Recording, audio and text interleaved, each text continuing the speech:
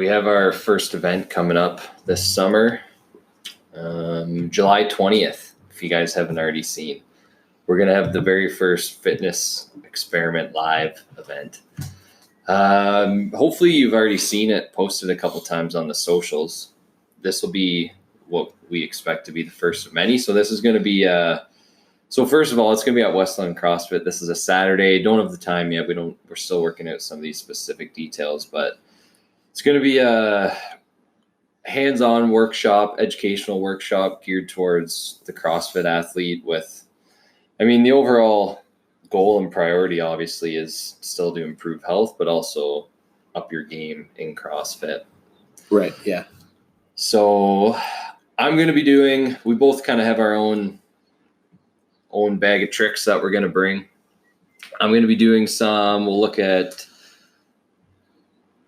what the Not recording? It just stopped. What the biscuits? That was bizarre.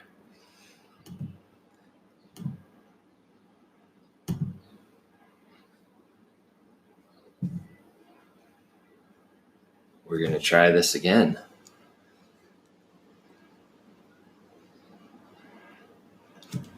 We're good to go.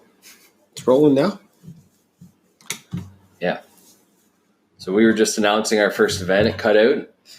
We'll do it again. Start from the top. Yeah, the very first fitness experiment seminar. This is the Fitness Experiment Live. This will be July 20th in London at West London CrossFit. So all you athletes out there, coaches, trainers, this would be for you. So we're going to do a lot of hands-on stuff in the gym. We're each going to do about 90 minutes of content, each with kind of like a little bit of a different focus, but ultimately, like I said, this is for anyone who's wanting to kind of improve their knowledge around CrossFit, around fitness, improve your overall health. You're going to get a lot of takeaways from this. So I'm going to focus we're going to talk about circadian rhythm. So optimizing that sleep-wake cycle, using stress responses. People overlook this all the time. We kind of just jump to thinking, what can I take? Or even what can I eat? And then they overlook all of this other lifestyle stuff, which truthfully is, it's definitely more important than the supplements. It's at least equally or even more important than nutrition, to be honest. Also going to look at some recovery tools. So things you can actually apply immediately in the gym, away from the gym, leading up to your workout. And then last but not least, I'm going to talk about some specific foods, specific nutrients, supplements for hypertrophy in particular. So people wanting to build some lean muscle, get stronger. Yeah, which is never a disadvantage for anyone. No. Regardless of what you want, but definitely for an athlete. That's pretty obvious thing to need there. And then my side of things is going to be focused mostly on the movement side. So if you're an athlete and you're not really sure where you're at, most people that come to me are in this bubble. They're like, I've been doing CrossFit and working hard for X amount of years. I just feel like I'm not really sure what I need to work on in order to get to the next level, whether that be from scale to RX or RX to competitive locally or locally competitive to very competitive, like an elite level CrossFitter. So we're going to break it down into just assessing your current level of fitness, from movement quality to standardized assessments that I use with my athletes to help create some awareness and understanding of where they're at.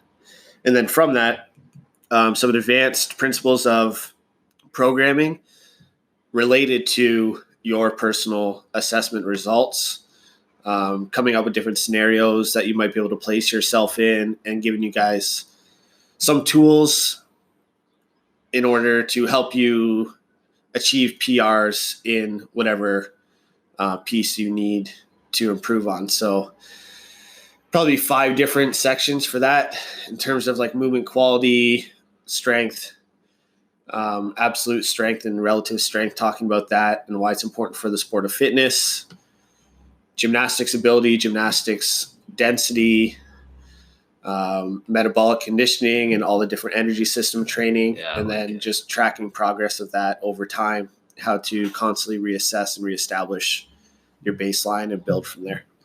I think one thing we should really emphasize before we kind of move on, the overwhelming goal with this is there's a few different ones. For one, and we've talked about this a lot, we see so many generic plans and templates out there on the internet that cost anywhere from free upwards of $100, $200. Right. Most of the time what happens with these is people download them.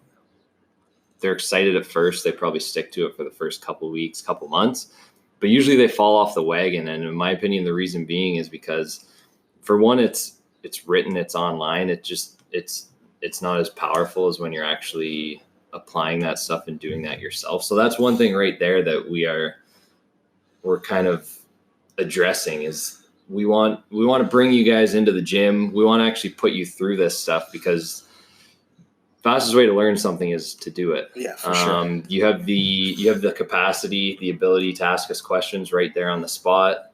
We can then adjust the material based on the feedback we get. So it's really going to be a give and take learning experience. And then the other thing, like, this is something that you're going to be able to take with you and just become better over and over and over again. Right. So this is, we really do want to look at this as it's an educational opportunity is what it is, to come into the gym, learn some things about these specific areas.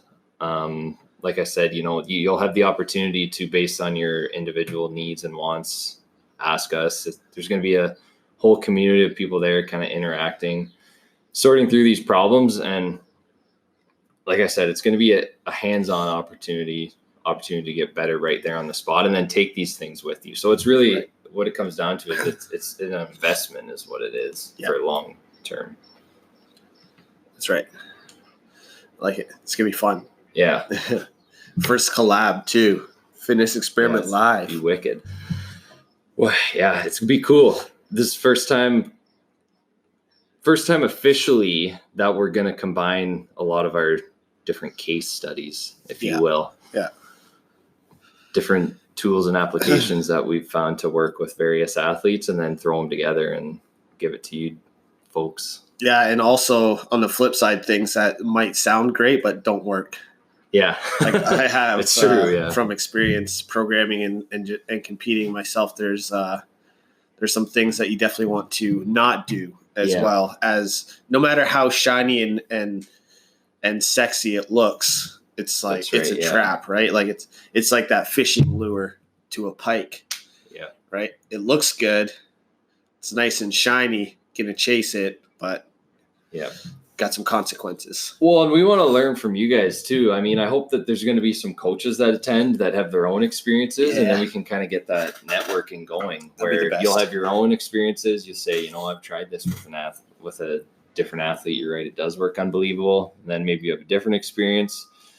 Yeah, and I think that'll just kind of be the beginning of, like I said, creating a network of basically smarter athletes, smarter coaches. And a stronger community, which is kind of what we're going for. Yeah, that's what we need. Whole. Yeah. So this would be a big step, I think, towards getting rid of all the fitnessing BS out there, starting in London. There's quite a few of those out there. We talked about that like too much, so much. I don't know what episode numbers they are, but. So stay tuned to the socials for sure for additional details, sign up details. We got a new look coming too. That's right. Yeah. Official. Yeah. Lots of changes coming. Keep your eyes open and ears perked up for all that good stuff. Yeah. And if you have any questions for now, just feel free. You have our emails. They're in the contact info, and hope to see you there. Yeah. Today we're going to talk about how the time of day that you train affects everything. Right. Yeah.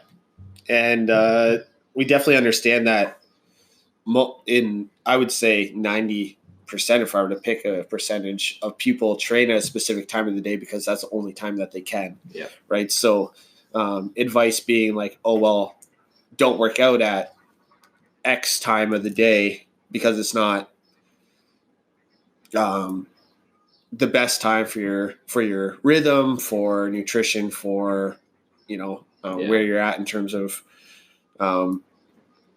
your wakefulness and all that stuff. Like that's a luxury that not a whole lot of people have, is to be able to pick what time they train. So our goal here is to take kind of each time and break it down and try to help you guys find the most success within that hour or two that you're working out.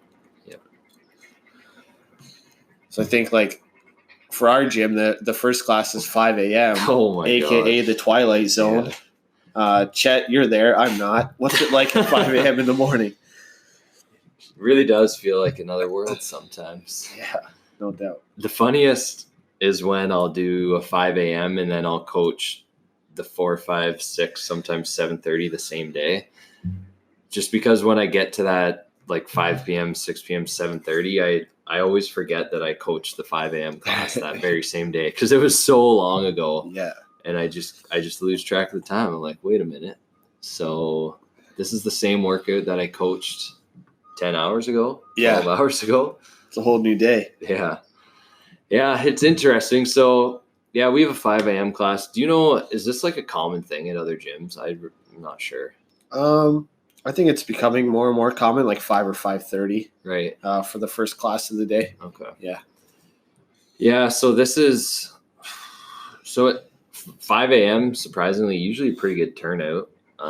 We'll usually have, it varies a lot, obviously, but we might have I've seen up to like 6, 7 people at 5 a.m., which is pretty damn good for that time of day. Sometimes there's 3, sometimes 2, sometimes 1, but yeah, it's definitely a little bit of a different vibe. I mean, for one, it's more often than not pitch black. So there's that.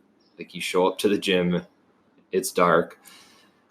Yeah, and you sometimes forget that most people aren't going to be up for another 2-3 hours. Like, even at the end of this 5 a.m. class, so it's over at 5:55 a.m. You're walking out of there, workout done. And I'm not speaking about myself, by the way, because I'm just there coaching. Like, these the people attending are the crazy ones working out. But you leave there 5:55 a.m., already done a full workout. And again, most people aren't going to be up for another like hour or two. And I'm not saying other people are lazy by any means. I'm just saying, like, to put it into perspective, it's bloody early. Yeah, it's early. So most of these people are probably getting up at, I would say, 4 a.m., if not earlier. I kind of have the luxury of, even if I walk, I can get there in like 7-8 minutes. So I don't have to get up too crazy early. I usually get up at 4:20. But you definitely, just from speaking to the members working out at this point in time, this comes as no surprise that the biggest thing they report is just less perception of power and strength. Right. Which, again, is no surprise at all. No. At this early time point in the day. But they say, like, some of these people will, whenever they have the opportunity to go to a later class, like 9:30, noon, whatever, they always say that they feel a lot stronger at those classes. And that's no surprise to anyone. No, for sure. Yeah. Because, I mean, like you said, I would doubt anyone's getting up at like 3 to have, a full morning routine before they go to the gym. It's like you're waking up on your way to the gym, kind of, as best you can. Yeah. The number one thing that comes in my head when I think about a 5 a.m. training session is just the sleep factor. Like, even if you go to bed at 8, somehow when it's still light out, like, I don't think that you'd actually be able to settle and get a full 8 hours sleep in there before 4 a.m. Yes. So just like,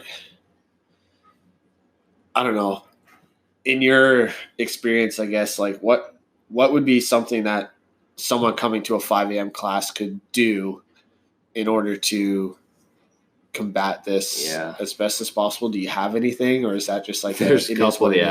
But before I forget, the sleep thing is interesting because, so from my personal experience, and again, talking to them, it is hard to get like a minimum 8 hours sleep before a class like that. So like you said, you have to go to bed at a ridiculous time. But if you have a night where you can't get to sleep right away for whatever reason, you wake up a couple times throughout the night. Our apartment, they don't have the AC on yet, so sometimes it's bloody hot in here and you just can't get to sleep. It's a little better now because we have fan and whatnot, but like a night like that, it's harder to recover because Right. alarm goes off at 4:20 a.m. and you don't really have a choice. It's like get up, and then it seems a bit harder to recover from those nights than it would be like if you're just getting up at say 7, 8, whatever. Like so with those 5 a.m.s, if you don't have a good sleep, if it's fragmented, you really, really notice it big time in the morning, I find. So there's that. In terms of trying to perk yourself up as best as possible, because you said that you can only get up so early. That's right. So even if you get up at say like 4 a.m., it's obviously better than getting up at like 4:45. The coffee thing is interesting too. When I coach 5 a.m., I actually, and again, I'm not working out, but I actually don't have coffee beforehand because, and this is going to be different from everyone, but when you first wake up in the morning, like especially at that time of day, your cortisol is actually supposed to already be naturally high, meaning that should wake you up. So if you think about it that way, just adding extra caffeine on top of that may, and again, this is going to vary person to person, but may not necessarily be the best option for everyone because you can like sort of hyper excite yourself in a way, like just jack that cortisol up way too high. Yeah. And it's not necessarily a problem during the workout, it's after, because then you're just going to absolutely crash and feel like trash by 7, 8, 9 a.m. And it depends on we'll get into this, but it depends on the type of workout too. Like if you're doing some conditioning, that's probably the worst thing to do to me, especially for an early workout like this, is to crush a bunch of caffeine like 20 minutes before the workout or even during the workout, not only because of like the jitteriness and the cortisol, but also just because of what it's going to do to your digestive system. Yeah. Like also at that point of the day, you probably haven't had your first bowel movement, I'm assuming. Right. Maybe some people do, but that's another factor to consider. So if you kind of throw the caffeine on top of that, that's going to upset things. Can't really eat either. So you're stuck to liquids. Something like, and I know a lot of the athletes already do this at 5 a.m., something like just an essential amino acid is good. Just something like, it doesn't have to be much. And actually, I think at that early point in the day, you don't need, like, more so at this time of day than other times of day, you really don't need any calories at all, because if you ate at 6, 7, 8 p.m., that wasn't that long ago, right? Like you're still going to have a ton of that glycogen stored and still being stored from that meal that you ate, meaning you don't have to immediately restock that, and you're not going to have time to digest it anyways. Yeah. So yeah, that's, I guess, a few things there. It's hard. Regardless. It's a pretty delicate time for sure. Yeah. I would agree with you 100% with the caffeine thing, especially because just that adrenaline from training as well. Like you kind of get all pumped up, and if you're rocking a bunch of caffeine, and then typically after your workout, you're probably gonna be really hungry, especially if you fasted. So if you combine that caffeine with way too big of a breakfast, like you're gonna be in a fog until about 2 p.m. And not really feel normal at all. So, questions to ask yourself listening to this is like, if you're training at 5 a.m., like, are you fasted or do you eat? Have you experimented with one and the other? Like it could, for some people, it could be like half a banana and a handful of almonds or something. Yeah. They need that in order to get through the session.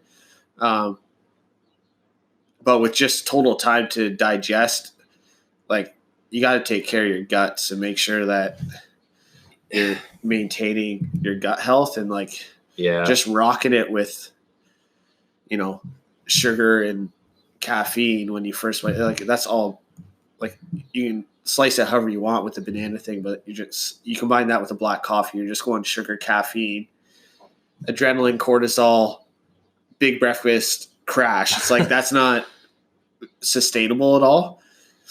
And then from my perspective, do you have anything to say on that?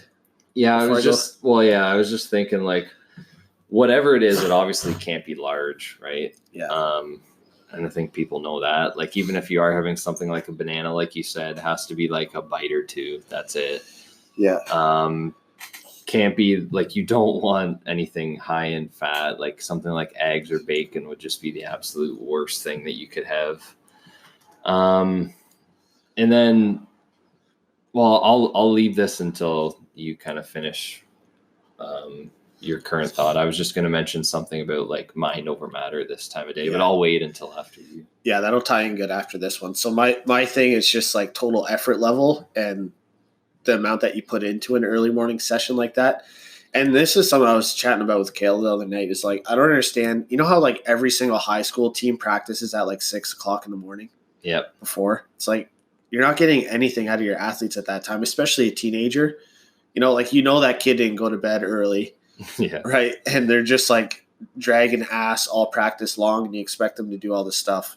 But like, I think a big thing for people training in the morning at all, whether it be 5, 6, or even 7 a.m., is just controlling their effort a little bit.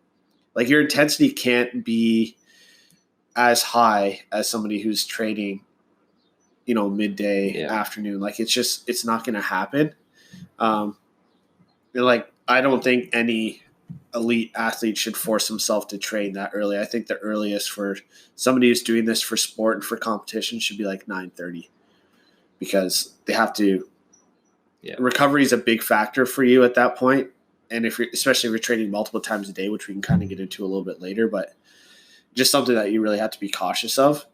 And then save your more intense workouts for the weekends when you're not working. Yeah, that's a great point. Just like open up your schedule a little bit that way and take a little bit of pressure off yourself. Like if you're training at 5 a.m. 3, 4, 5 days a week, you're getting reps in, you're getting sessions in, you're getting work in, and that's not taking you the wrong direction. It's definitely taking you the right direction. You're doing great.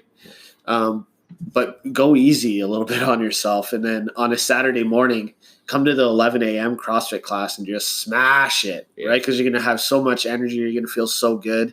And you're going to be able to recover properly from that session because it's a weekend. You're going to get proper sleep and all that good stuff, hopefully, for taking care of yourself. But that's the biggest thing. It's just managing expectations, I think, because like just physiologically, you just can't. Yeah, that's a hell of a get point. 100% out. Before I forget this too, I did want to make a comment about the sleep. So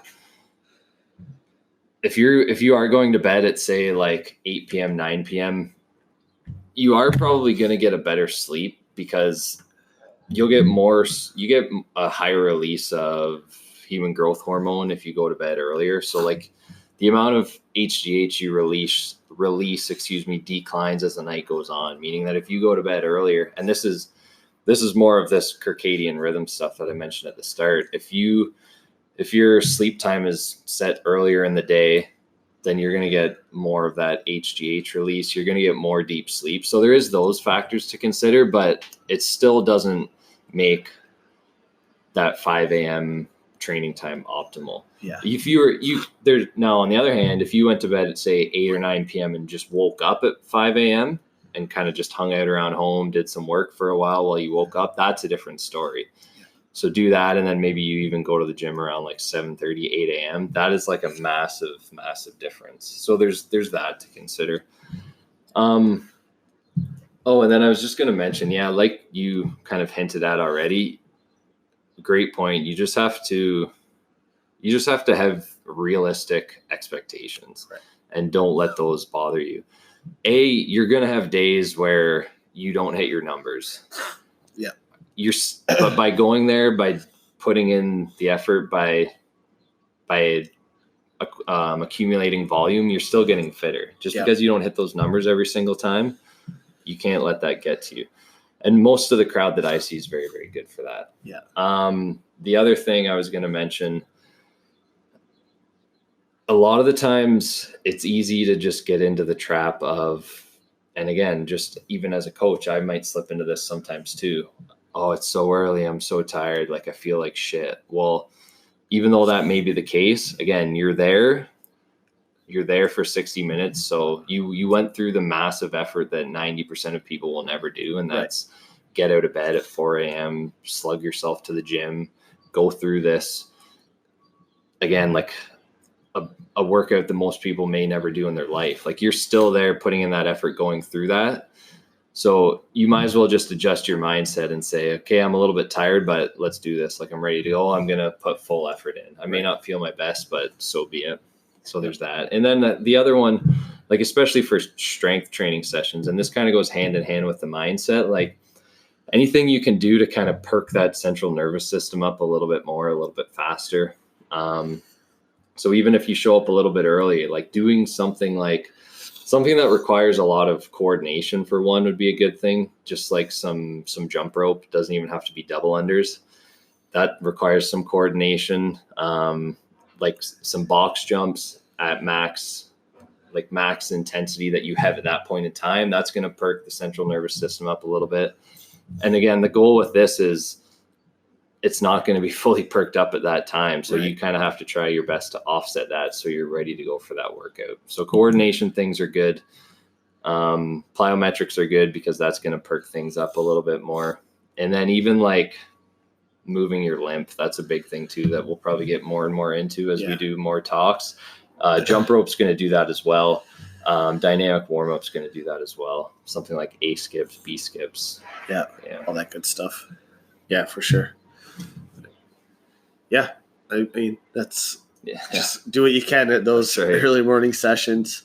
Then I think the other tough time to train is like late in the day, like a 7:30 p.m. class. I think that's the other one that I agree is another one. I think it's comparable in terms of like suboptimal performance and just kind of getting it done at the only time that you can do it sort of situation, which obviously we understand that that's the case for everyone. Everyone trains when they can.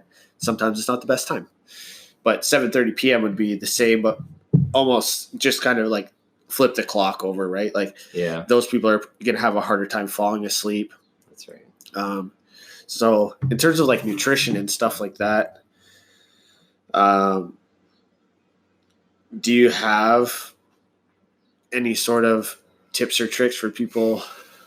Yeah, that's a really interesting time to me because there's a couple different reasons, but mainly because for one, like you said, it's so late in the day that if you train and then proceed with that traditional post-workout nutrition, you're not getting to sleep until probably close to 11 p.m. And if that's your gig, then so be it. Like if that's the schedule you're on, but if 7:30 is say like a one-off, or maybe you're doing it like twice a week or kind of just randomly and you still want to maintain a regular sleep-wake schedule, I would honestly be limiting what you eat after that workout, like significantly. Yeah. I mean, if you want like a protein shake and some type of snack, like again, I don't want to say like a high carb snack because this is where it always depends on the individual and their goals, but something like a protein shake, some electrolytes, bare minimum. I mean, that's all you need. And I should mention there's this interesting concept called train low, compete high. Like there's a couple different names for it, but basically one concept is if you spend a lot of time, not a lot of time, but if you spend particular periods of time in this low glycogen state, so that could include training in a low glycogen state, it could include sleeping in a low glycogen state. There's a lot of benefits to that in terms of making your body will make adaptations basically that will make it stronger. Let's just kind of simplify things that way. So if this is a one-off for you, you could even say, all right, this is my 1 or 2 7:30 training session for the week. So I'm going to train 7:30, 8:30, and then I'm just not going to eat anything for the rest of the night. I'm going to sleep in this low glycogen state. I'm going to wake up the next morning and just kind of proceed with my day.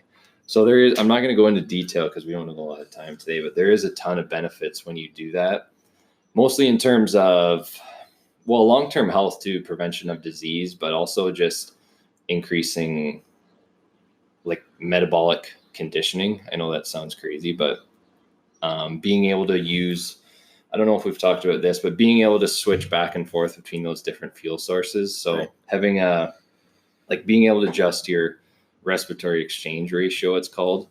So basically being able to burn fats at higher intensities. So that's advantageous. So this is one of the benefits that you would get from doing something like that.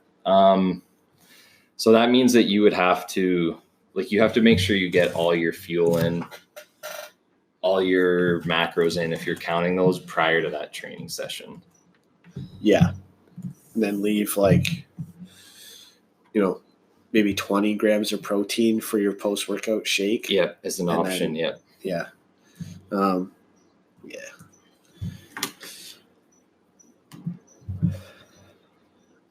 I just have like one more point on that, I think.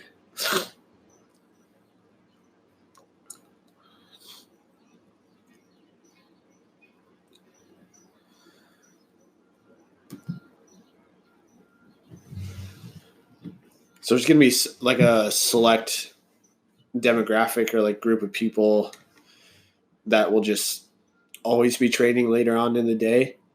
And I think for those people, like as long as they're sleeping well, like if their schedule is pushed back a little bit, so say like their days just start a little bit later, they work like start a little bit later at like 10 or something and work like a 10 to 6 or something like that. Like that's just their rhythm. So if they've gone into that, it's not going to match up perfectly with what you're talking about. Right.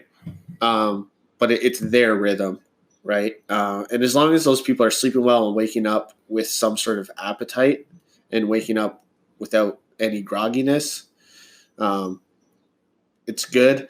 You got to be later in the day. Workouts always seems to be a higher prevalence of pre-workout supplements as well, in my experience. So I'd just be cautious with that stuff. Like if you're laying in bed at 1 a.m., eyes wide open because you just rocked NO Explode plus a couple caffeine pills, like you got to back off that stuff. It's not going to be very beneficial. For competitive athletes that are training more than once a day and end up training later on in the day, my recommendation for them is always just a balanced post-workout shake. So I just call it a balance. It's a 20-20 protein carb shake. And then a meal, higher protein, low fat, and like just simple carbs. So something that they can absorb quicker. So like a chicken breast and a banana as that meal or something like that. But that's a concentrated group that would actually need that in order to recover properly. Yeah. That's definitely not for everyone. Yeah. If you're doing the 2 a day, you definitely have to get something in immediately after training session number 1. Yeah. And then I guess if we look at the elite athlete again, we could use the example of you're training at 7:30 p.m. and then you plan to wake up the next morning and train again early. That's another exception where, or maybe this is what you were hinting at, but that's another exception where that athlete 90% of the time, and again, I say 90% of the time because sometimes you can challenge the body to force it to adapt, but 90% of the time you would want to get some post-workout fuel in for sure. Still, I don't think, in my opinion, unless their schedule is pushed back, it still doesn't mean a full meal. Yeah. But like you said, just, minimum 20 grams protein and then some type of fast digesting carbohydrate. Yeah. Yeah. Now, I think there's a couple sweet spots for training through the day if you're wondering like what the ideal time is.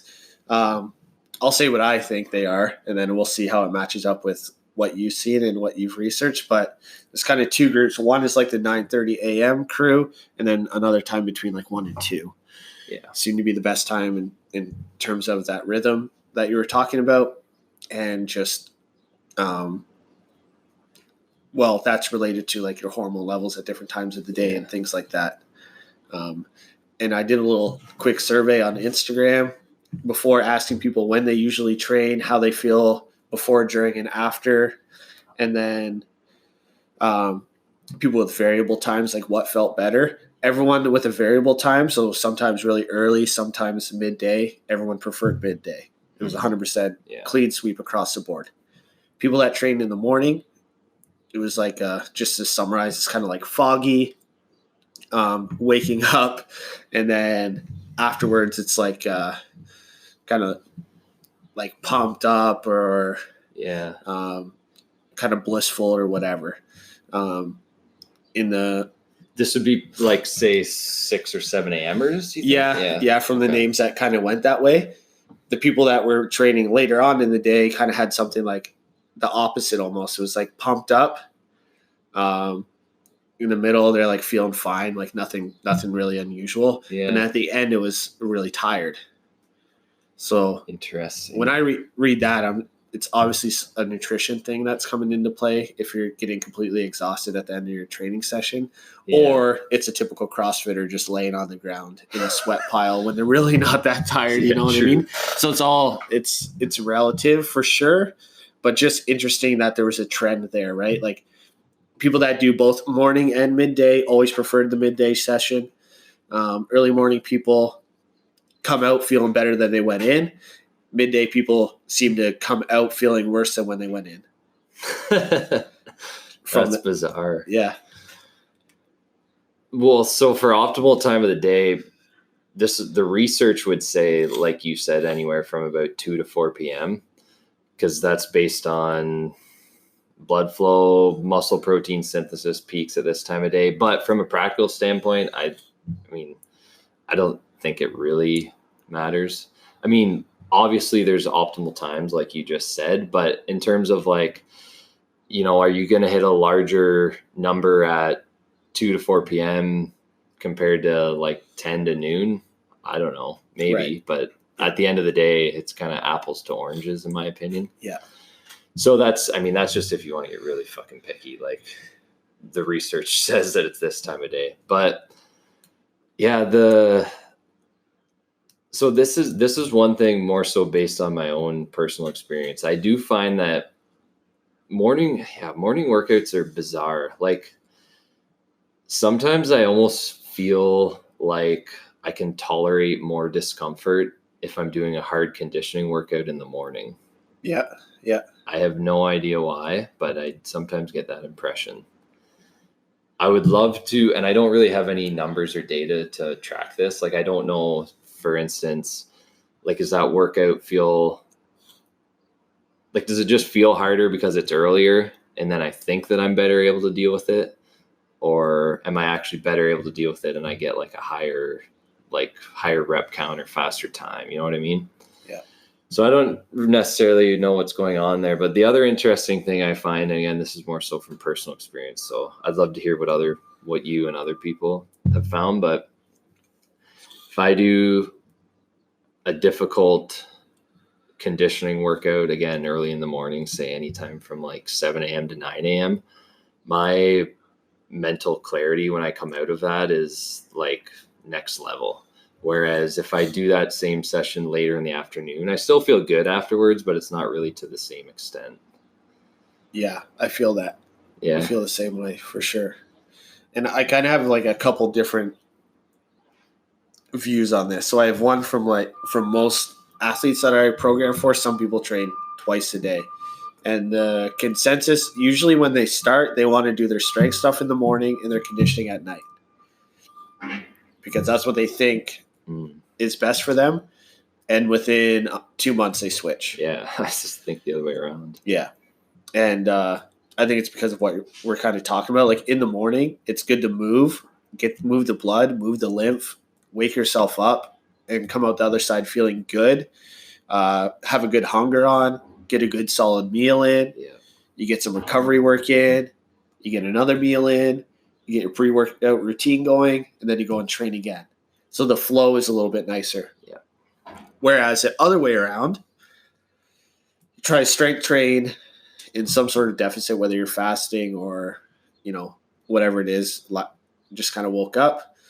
So you're trying to wake up, get your CNS primed, get your coordination down, get your timing down, lift heavy, come out the other side, probably feeling like brain tired because it's CNS heavy. Yeah. Not really hungry for an hour or so. Then you get really hungry. Big meal. That pushes your day back a little bit. All of a sudden, now you have to eat again within like an hour of doing a tough conditioning session. You go into your conditioning session feeling full, and it's just terrible. Yeah. Just horrendous. Yeah, I totally agree. Yeah. I think a lot of nutrition things in the middle. Okay, this isn't for everyone. This is a multi-workout per day person, 2 times. Don't eat vegetables in between your training sessions, please. Especially raw. Cooked, typically a little bit. Yeah, dude.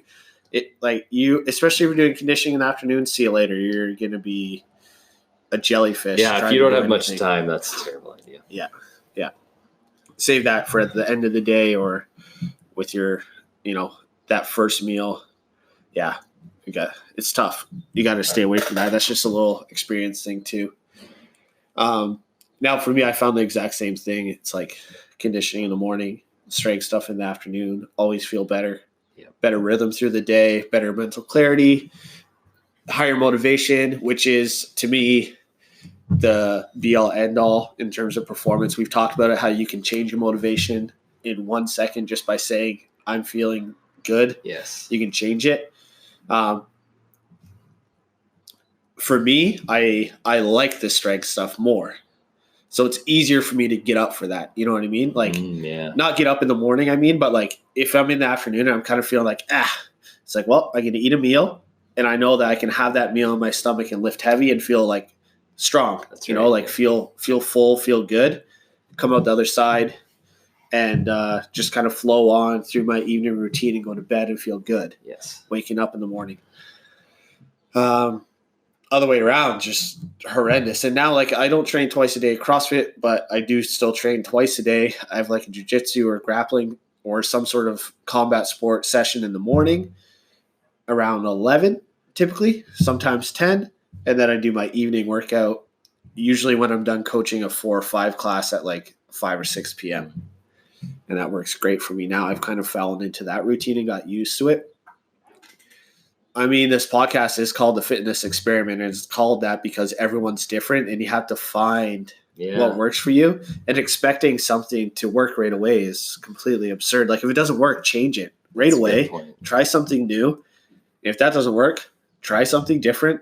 Like, you got to play around and find that perfect sweet spot for you. Well, and you always have to remember, even if something didn't feel good, you still worked out, you still got fitter, you still made gains. That's right. So you can't feel like it was a fail. Got to be easy on yourself. Yeah, big mindset.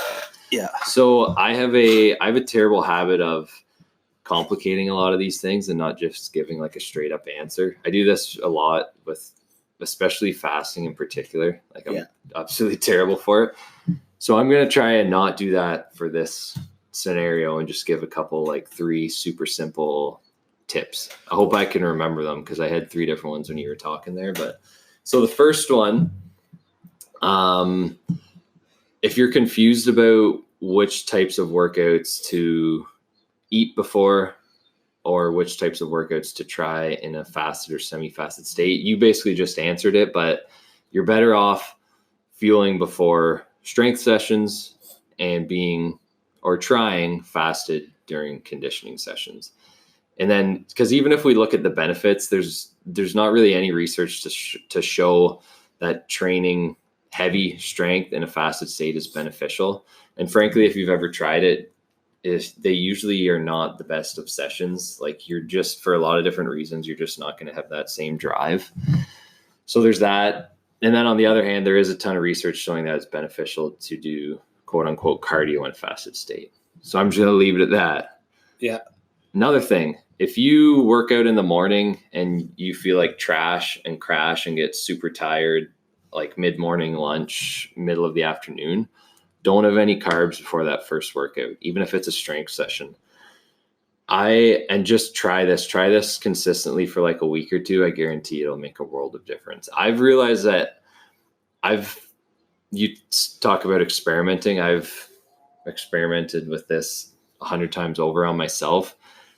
I've got it down to the point where I realize that for me, it's the difference between, like, even if I add like 1 piece of toast, half or 1 sweet potato, 1 piece of fruit. If I add just one of those things to my breakfast we'll call it, yeah, go train, I'll notice that later in the day. Like after lunchtime, middle of the afternoon, I feel like I need a nap. If I remove just that one single piece of carbohydrate, whatever it is, that's completely gone.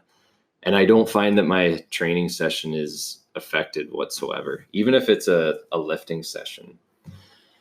And that's not going to be the same for everyone. Like there's certainly people who have the genes where they're just better able to deal with carbohydrates. Like it just comes down to how your blood sugar control and insulin sensitivity is. But I think for the large majority of people, well, just try it. Like just try it and see how it feels. I guarantee you'll feel better. Yeah. So you would stick to something like, if you're training around 9 or 10 a.m., you would stick to something like just some eggs would do it. I like the meat and nuts breakfast. That's my go-to. Even like a scoop of protein powder with like some nut butter. You basically a blend of protein and fats is what you're looking for. So that means you have to get it in, I would say, at least 2 hours before. So give that a go. Yeah. With some amino acids would be nice too. Good switch up. Do you remember your third? No. 2's good. 2's good. I'll take it. Yeah, that's pretty good. I don't really know. You mentioned the brain fatigue thing. Yeah. I find that stuff so interesting. People, I think, forget about that. Post-strength session AM? Well, so just in general, I think people forget that your amount of energy and drive and motivation during a training session is also going to depend on neurotransmitters in your brain, because you're burning through those too when you work out. So if you ever I think a good example of this is, well, any heavy lifting for sure, but pull-ups I think are amazing example. Do you get brain fatigue when you do pull-ups before you get like muscle fatigue? Because I sure as shit do. Yeah, I've never thought about it. So I don't know. Maybe that's just me, but so there's all these different examples where I think everyone has felt this way before, where they get to this point where like you just kind of feel drained. Like even if you felt good at the start of the workout, you just don't have it towards the end. So people always revert to thinking, oh, I need more sugar. Like I've depleted my glucose or I've depleted my glycogen. But a lot of the time it could just be like you're burning through dopamine, you're burning through acetylcholine.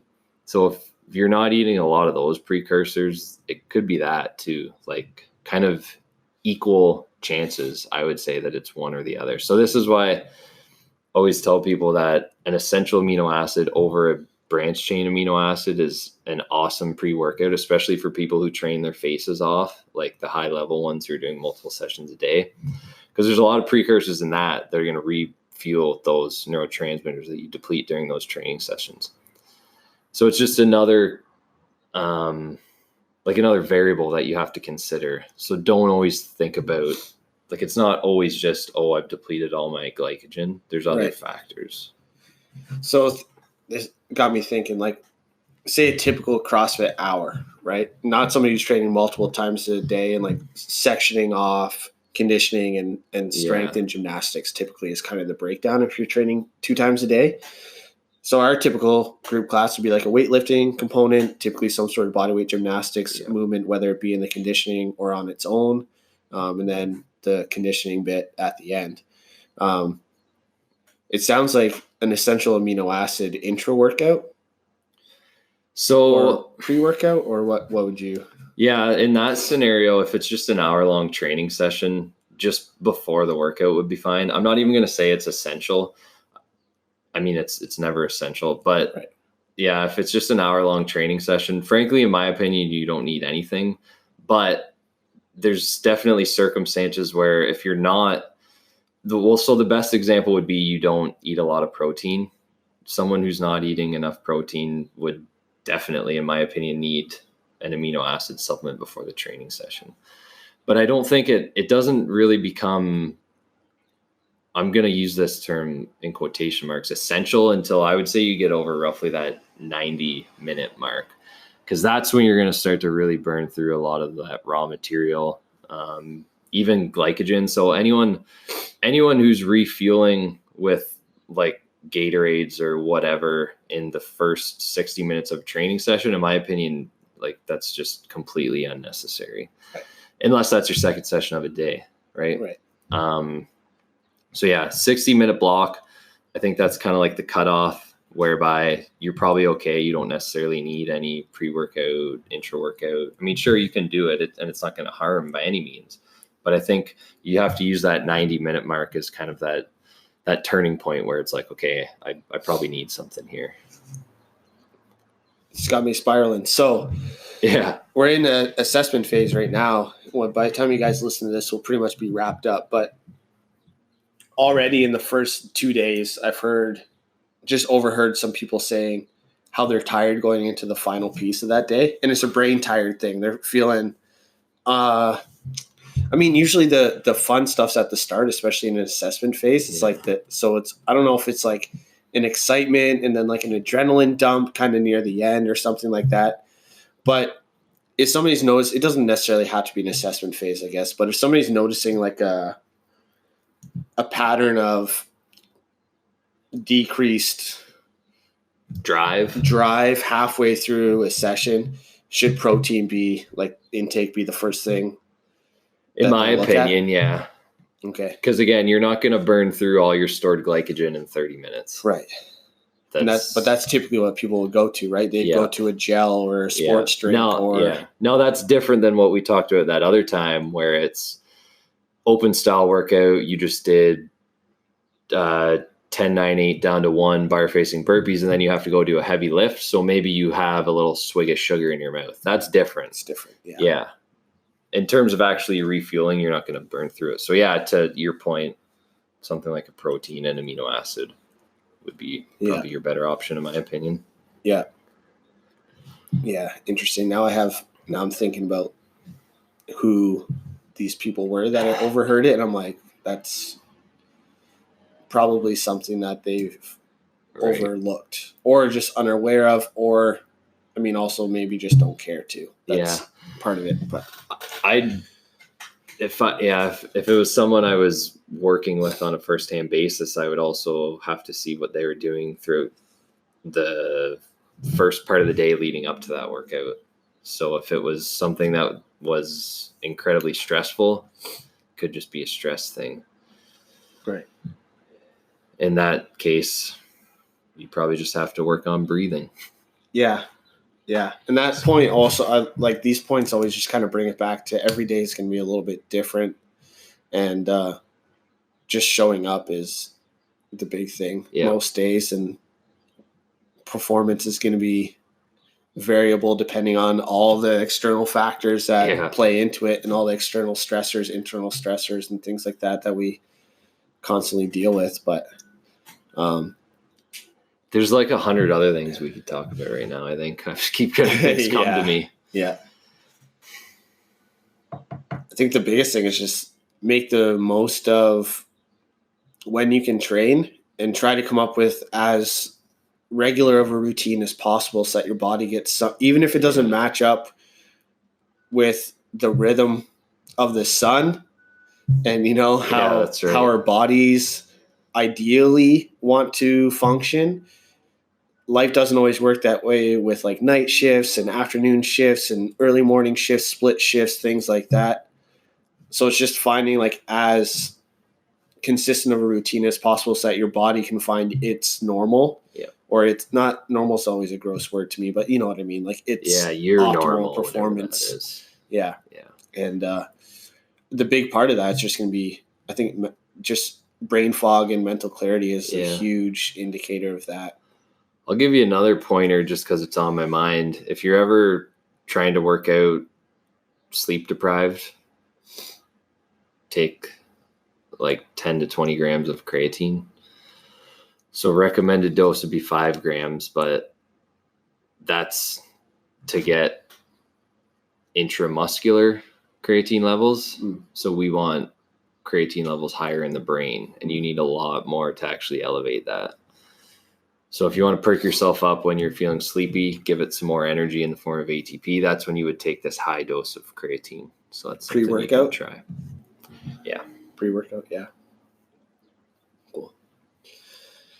Yeah, that supplement, man. Cheapest one on the shelf. I know. Works for so many different things. I mean, we've it's talked wild. about that a lot, but it seems like it's just constantly coming out with newer and newer. I guess the deeper you dive, the more you find, but yeah, it's pretty incredible.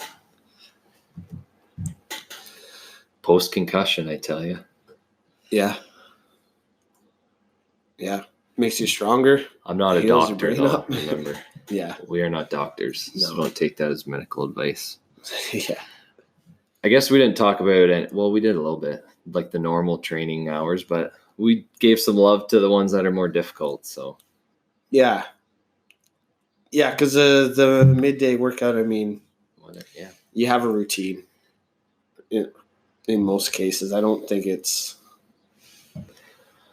a pretty fortunate population that's able to train at that time. I guess one last thing I want to mention, just because I still see this continually pop up, and maybe we've never addressed it. Again, maybe we've talked about it before, and I just like overcomplicated the shit out of it instead of giving a straight answer. But you don't need pre-workout food immediately before a session. That's not an essential. You're not going to feel crappy and tired if you don't eat immediately before you train. So just keep that in mind too. Yeah, it's kind of like the feedback where when people are fasting, like, well, I'm hungry. It's like, okay. Yeah. It's just inability to control. And I think this is one of the things that people can get a better grasp of the more you try these things and the more you experiment with these things. Like you'll learn to, if you are someone that's experimenting with fasting, working out in a fasted state, like if you do it enough times, you get to know your body and get to understand, is this a real hunger or is this just like a perceived hunger? Yeah, I mean, there's all these different indicators. Like you mentioned a couple of the good ones earlier, actually, like, and I really like those ones that you mentioned, like how you feel when you first wake up in the morning. That's a massive indicator. And you could use that for the fasting too. Like if you get, say, 2-3 hours into a fast and you just feel god awful, like you've been hungry for the last 2 hours, you can't focus. Well, then it's not a good day to do it. Right. We could talk about 100 different reasons as to why that is, but frankly, it doesn't really matter. It's just not a good time to do it. Yeah. Even a really simple one is sometimes people confuse thirst for hunger too. Well, yeah, that's the big one. Yeah. Chronically dehydrated people. Yeah. Just constantly hungry. Yeah. That's your hydration and just your absorption of that. Yeah, sodium water too. Yeah. So matching it with what's your go-to morning? Your warm water. Yeah, the pink sea salt and usually lemon. Yeah, not lemon. Always, but usually. Yeah. Then some kids are mixing in the apple cider vinegar. Yep. Most people hate it, but yeah. That's a great habit to get into, like for especially like when you're talking about these super early morning peeps. Like that's it's something to hold on to as well. And if it's warm, if you're like an avid coffee drinker and you're like, oh, there's no way I could drop my coffee before my 5 a.m. training session, maybe you can play a little trick on yourself, the warm water, sea salt, lemon, and maybe the apple cider vinegar. Yeah, it seems to cut the hunger a bit too. Yeah. So make sure you're hydrated for your session, feeling good, wakes you up a bit. Yeah. Yeah, that apple cider vinegar, it does wonders in my opinion. Yeah. Not even, we're going on a tangent now, but not even necessarily just for the stomach acid thing, but I like it more so for the blood sugar. And I'm not going to get into that right now. Yeah. It'll probably come up at our talk, to be honest. Yeah. Yeah, for sure. Yeah, more details to come on that. Probably week to week, we'll have more and more information as to, well, step one, time. You got the date. The dates for sure. We'll work on the time, the commitment, and all that jazz in terms of time commitment. And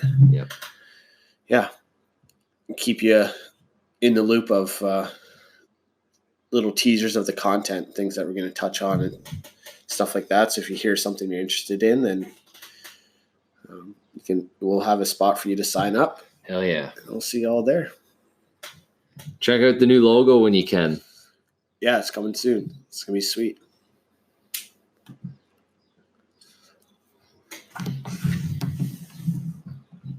Boom, boom.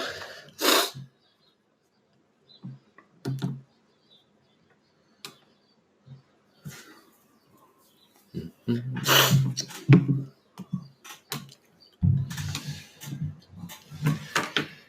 is number